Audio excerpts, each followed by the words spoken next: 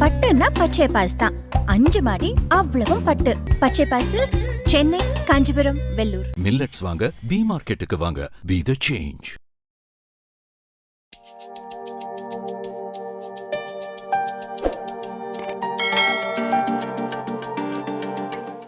மின்னம்பலம் நேயர்களுக்கு வணக்கம். இந்த நேர்காணலில் நாம் சந்திக்கிறப்போர் மூத்த பத்திரிகையாளர் திரு பிரியன் அவர்கள். வணக்கம். வணக்கம் சார். மிக்ஜாம் புயலின் தாக்கம் சென்னை உள்ளிட்ட சென்னை புறநகர் பகுதிகளில் இன்னும் வெள்ள நீர் வடியல. வேளச்சேரி, மேடவாக்கம், பெரும்பாக்கம், மடிப்பாக்கம்னு இன்னுமே தண்ணீர் அங்கே இருக்குது. வட சென்னையை பொறுத்த வரைக்கும் அங்கேயும் பல இடங்களில் தண்ணீர் இருக்குது. பல இடங்களில் சாலைகள் சரியில்லை, நிறைய டேமேஜ் ஆகிருக்கு, மின்சாரம் இல்லை. ஒரு பெரிய அவதிக்குள்ளாக சென்னை மீண்டும் சிக்கியிருக்கு. அரசு சார்பில் பல முயற்சிகளை எடுத்தாங்க, முன்னெச்சரிக்கையும் கொடுத்தாங்க. ஆனாலுமே கூட அதையெல்லாம் கடந்து இயற்கை ஒரு பெரிய சம்பவத்தை செஞ்சிருச்சு. எப்படி பார்க்குறீங்க? இந்த மொத்த இஷ்யூவை பற்றி பேசுகிறதுக்கு முன்னாடி நம்ம 2 விஷயத்தை கவனிக்கணும். இந்த மிர்ஜாம் நீங்கள் சொல்கிற புயல் இருக்கு இல்லையா, அது முதல்லேருந்தே இங்கே கிராஸ் பண்ண போகிறதுல அது சவுத் ஆந்திராவில் தான் போகுன்றது 4 நாளைக்கு முன்னாடி தெரிஞ்ச விஷயம்.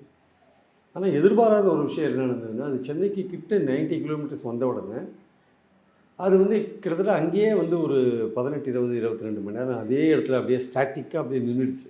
நின்னது மட்டும் இல்லாமல் அந்த இடத்துல அந்த மழை மேகங்கள் கிட்டத்தட்ட அதிகப்படியான மழை பொழிவை அதுவும் தொடர் மழை பொழிவை கொடுத்துட்டு ஆக்சுவலாக அது பெருங்குடி போன்ற இடங்கள்லாம் 35-37 கிலோ சென்டிமீட்டர் வரையும் ரெயின்ஸ் பெஞ்சிருக்கிறத நம்ம பார்க்குறோம்.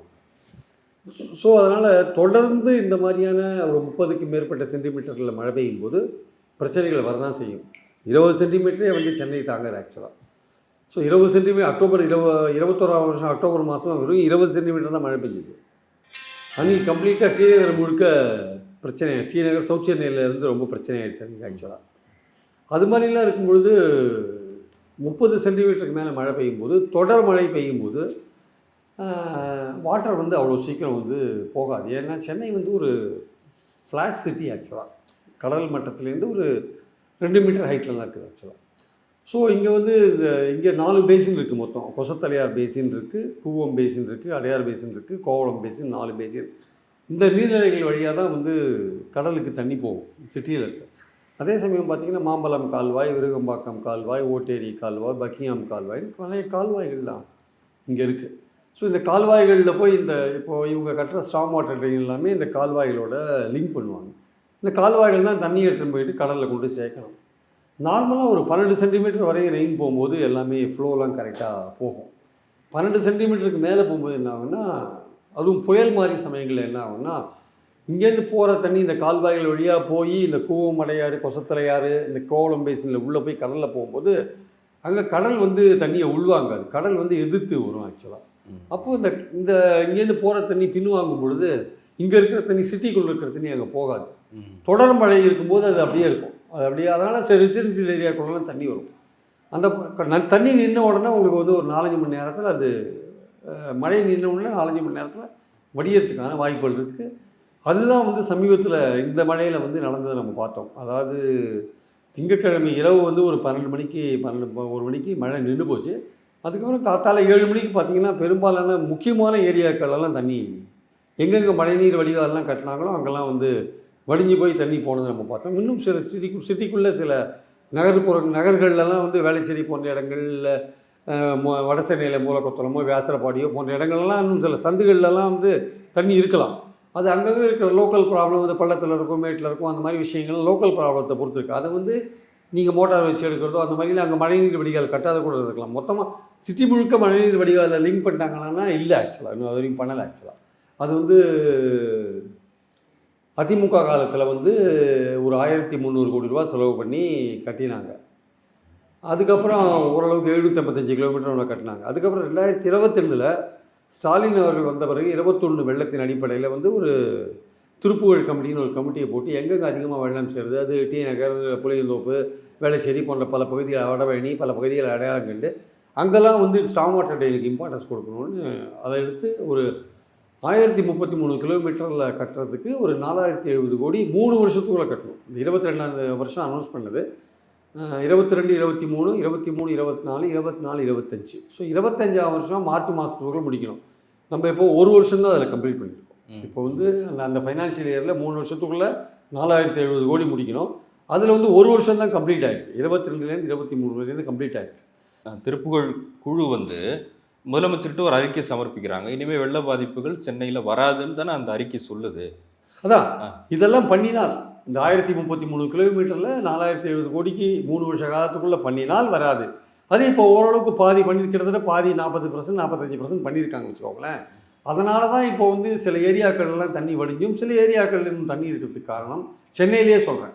சில ஏரியாக்களில் தண்ணி இன்னும் நீங்கள் சொல்கிற மாதிரி வட சென்னையோ இல்லை வேளச்சேரியிலையோ தண்ணி இருக்கிறதுக்கு காரணம் இன்னும் அந்த ஸ்டாம் வாட்டர் ட்ரெயின் ஒர்க் வந்து இன்னும் கம்ப்ளீட் ஆகலை. 3 வருஷ காலம் அது.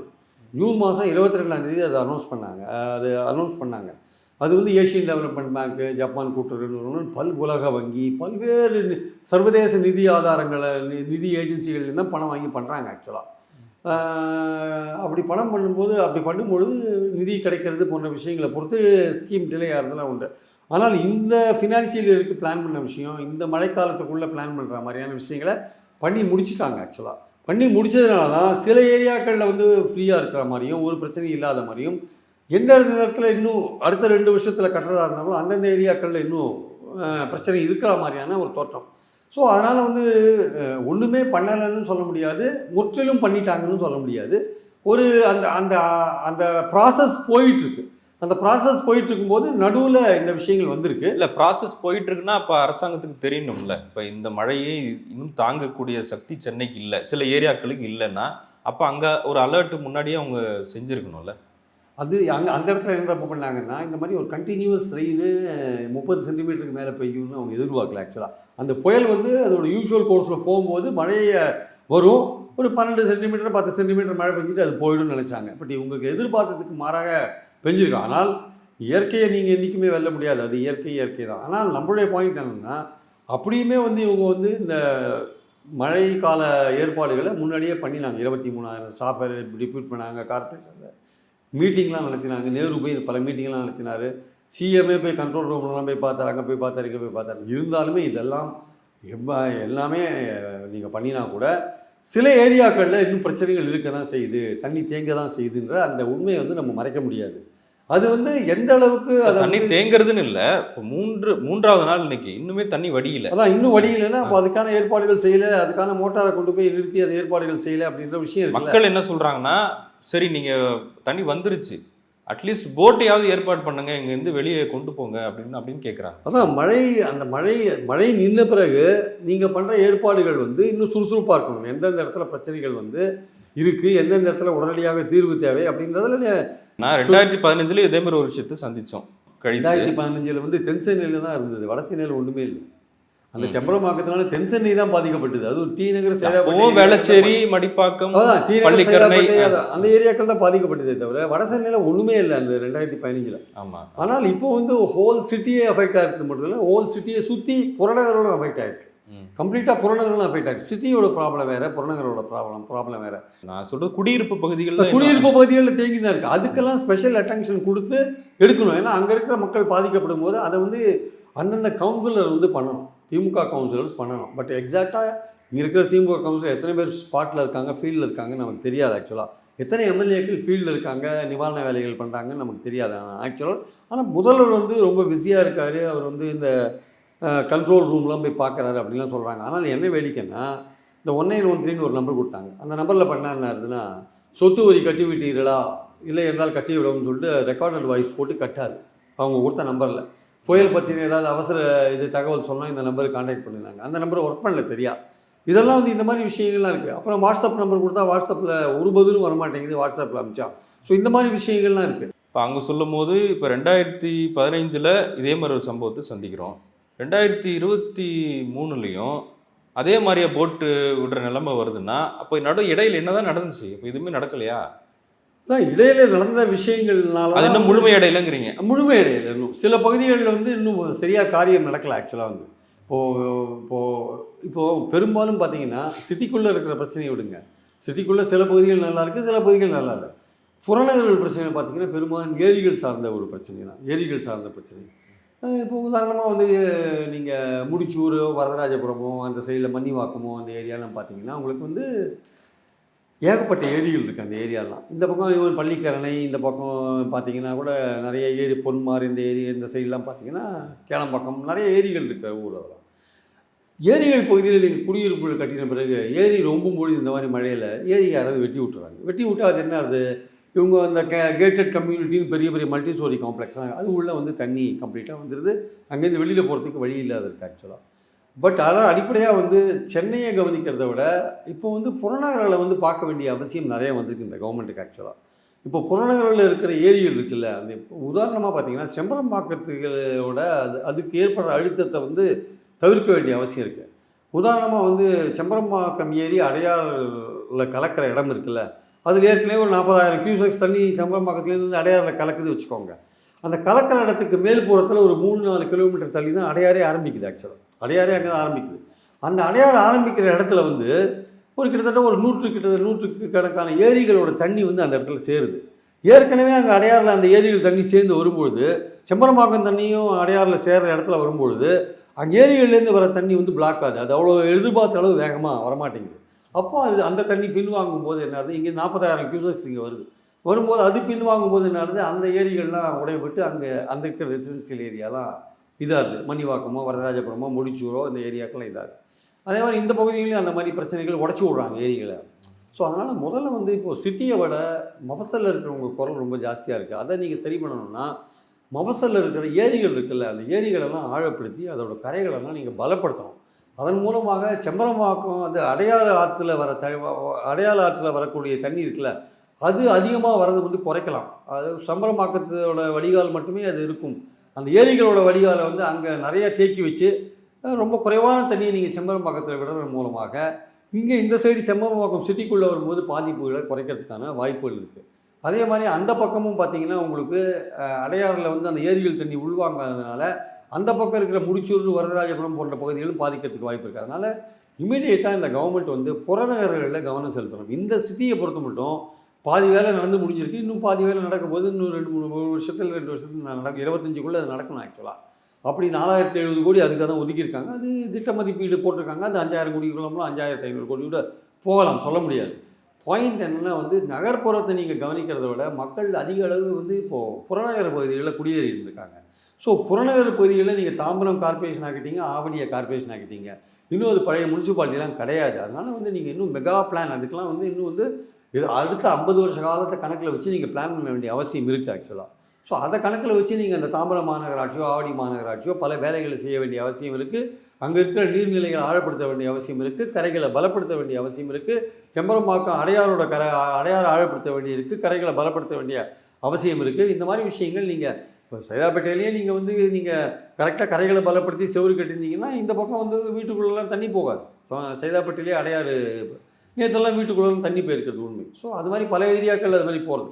அதனால் இது லாங் டேர்மில் நீங்கள் நிறைய விஷயங்கள் பண்ண வேண்டியிருக்கு. புறநகரில் மையமாக வச்சும் பண்ண வேண்டியிருக்கு. சிட்டிக்குள்ளே ஒரு அளவுக்கு மேலே சிட்டி வந்து ஒரு தட்டையான நகரம் சென்னை. இதில் வந்து ஒரு தொடர் மழை வந்தால் வந்து எந்த கவர்மெண்ட் இருந்தாலும் இது இப்படி தான் இருக்கும். ஆனால் நீங்கள் வந்து மழை நின்ற பிறகு ஒரு 6-7 மணி நேரத்தில் இது வடிகிற மாதிரியான ஏற்பாடு நடக்கணும்னா எல்லா இடத்துலையும் ஸ்டாம் வாட்டரையும் கட்டியே தீரணும். எல்லா சந்து பொந்து உட்பட எல்லா இடத்துலையும் கட்டியே ஆகணும்.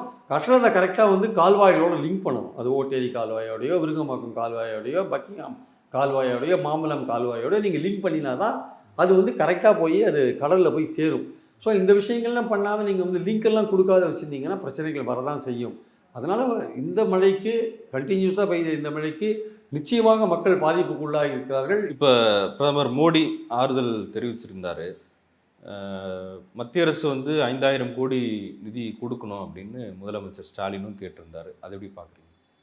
இல்லை, பொதுவாக வந்து இந்த மாதிரிலாம் மழை பாதிப்பு, வெள்ள பாதிப்பு, புயல் பாதிப்பும் போதெல்லாம் மாநில அரசுகள் கேட்குறதுலாம் சகஜம்தான்.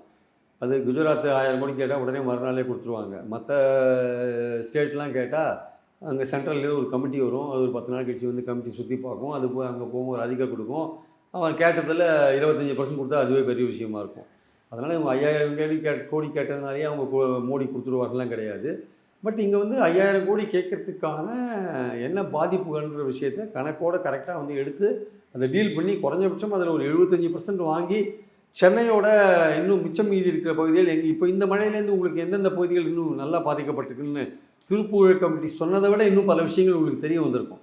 இதை ஒரு பாடமாக எடுத்துட்டு நீங்கள் எந்தெந்த பகுதிகள் ரொம்ப பாதிக்கப்பட்டிருக்கோ அதற்கான சிறப்பு கவனத்தை உங்கள் ஆட்சி 26 வரையும் இருக்குது, உங்களுக்கு இன்னும் டைம் இருக்குது. அதனால் நீங்கள் வந்து அடுத்த மழைக்குள்ளையாவது இந்த சமயத்தில் பாதிக்கப்பட்ட பகுதிகள் என்ன, அதை எப்படி அடுத்த தடவை நம்ம சமாளிக்க முடியும் என்ற விஷயங்கள். இயற்கையை எதிர்த்து போராட முடியாது, சென்னையோட ஜாகிரபி இப்படி இருக்குது, எல்லாமே கரெக்டு. ஆனால் அதையும் தாண்டி மக்கள் பாதிக்கப்படும் மக்கள் குரல் கொடுக்கும்போது நீங்கள் அதை வந்து உதாசீனப்படுத்தி விட்டு நீங்கள் சமாதானம் சொல்லிவிட்டு போக முடியாது. ஸோ ஏதோ கன்ஸ்ட்ரக்டிவாக சில விஷயங்களை நீங்கள் மக்கள்கிட்ட நீங்கள் நான் செஞ்சுருக்கேன்னு காமிக்க வேண்டிய கட்டாயம் இருக்குது. ஓரளவு நீங்கள் செஞ்சுருக்கீங்க, ஓரளவு பாதிப்பை தடுத்துருக்கீங்கன்னா கூட பாதிக்கப்பட்ட மக்கள் இருக்கிறார்கள், அவருடைய வேதனை குரல்கள் நமக்கு கேட்கின்றன, அரசாங்கத்துக்கும் கேட்கும் என்று நினைக்கிறோம். அதனால் அவர் வந்து இப்போ இருக்கிற இந்த அனுபவத்தை கையில் எடுத்துக்கொண்டு அடுத்த 2 வருட காலத்தில் அவரால் என்ன செய்ய முடியுமோ அதை செய்ய வேண்டிய அவசியம். புறநகர்களுக்கும் சேர்த்து திட்டத்தை போடணும் என்பது என்னுடைய கருத்து. இந்த மழை கொடுத்த ஒரு பாடத்தை வந்து ஸ்டாலின் எடுத்துக்கொண்டு அதற்கேற்றபடி சில செயல்பாடுகளை வகுத்துக்கொள்ள வேண்டிய அவசியம் இருக்குது. இல்லாட்டி அரசியல் ரீதியாக வந்து ஒரு அதிருப்தி அவர் மேலே வெளிப்படும் என்று நான் சொன்னேன். ஆக்சுவலாக அந்த அரசியல் ரீதியாக வெளிப்படும் என்று சொல்லும்பொழுதே ஒரு அரசியல்வாதி என்ன மாதிரி முடிவெடுப்பார் நமக்கு தெரியும். ஸோ பாதிக்கப்பட்ட மக்கள் இருக்காங்கல்ல, இந்த 4 மாவட்டங்களில் காஞ்சிபுரம், செங்கல்பட்டு, திருவள்ளூர், சென்னை மாவட்டங்களில் பாதிக்கப்பட்ட மக்களுக்கு உடனடியாக நீங்கள் வந்து குறைந்தபட்சம் ஒரு ரேஷன் கார்டுக்கு 2000 ரூபாய் நிவாரணம் நீங்கள் கொடுக்க வேண்டிய அவசியம் இருக்குது. அதை வந்து எவ்வளவு விரைவில் கொடுக்கிறீர்களோ அது வந்து தேர்தலை ஒட்டி நீங்கள் அதுக்கு வெயிட் பண்ண வேண்டிய அவசியம் இல்லை. இம்மிடியேட்டாக நீங்கள் பொங்கலை ஒட்டியே நீங்கள் அதை கொடுக்கறதுக்கான வாய்ப்புகள் இருக்குது. அதனால் பாதிக்கப்பட்ட இந்த 4 மாவட்ட மக்களுக்கு உடனடியாக வெள்ள நிவாரணமாக நீங்கள் 2000 ரூபாய் ஒரு கார்டுக்கு கொடுக்க வேண்டும் என்பது என்னுடைய கருத்து. அதை உடனடியாக செய்தீர்கள் என்றால் ஓரளவுக்கு மக்கள் வந்து ஓரளவுக்கு இந்த வெள்ள பாதிப்பிலிருந்து கொஞ்சம் ஆறுதலை பெறும் அளவுக்கு அந்த நிவாரணம் இருக்கும் என்பது என்னுடைய கருத்து. நன்றி சார், உங்களுடைய நேரத்துக்கு மிக்க நன்றி. பட்டுன்னா பச்சை பாஸ் தான். 5 மாடி அவ்வளவும் பட்டு. Pachaiyappa's silks, Chennai, Kanchipuram, Vellore. Millets வாங்க பி மார்க்கெட்டுக்கு வாங்க. Be the change. மின்னம்பலம்.com தமிழின் முதல் மொபைல் பத்திரிகை.